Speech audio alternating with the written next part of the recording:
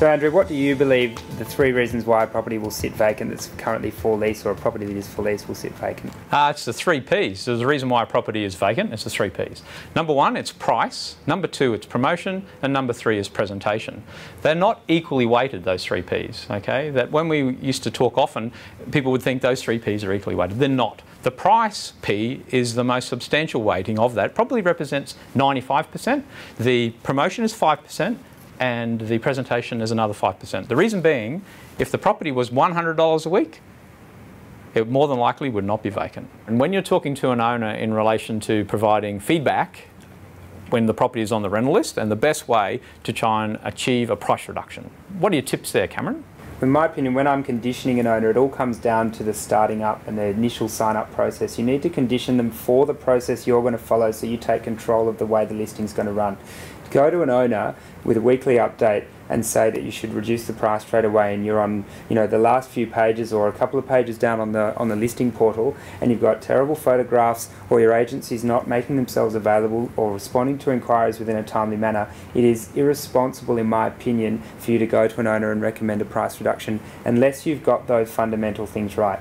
If you've got them right, you can then go to the owner with 100% confidence and say to them, I would like to reduce the price for this is this reason. You can provide them with the statistics and the feedback, and you can provide a recommended sort of pricing plan or structure to make sure the property gets leased within a profitable time frame. So a good suggestion is that when you're talking to an owner is to ask them if they were finding a plumber, on what particular page would they stop looking on Google? And when do most people, what page do they stop looking on Google? Page 1. Page 2, possibly. Well, and then they'll read page 1. Yeah, that's correct. And then if you can refer the owner to the listing portal, and currently say you're on page 9 of how tenants find properties, you're not being looked at. We've got to do something to get your property back up to the top of the search engines. What can we do to do that?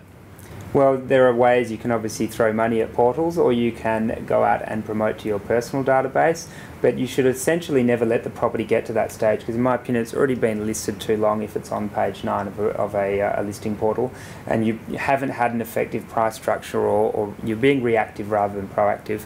My opinion is keep it in the first few pages, because you should lease it while it's still within the first few pages.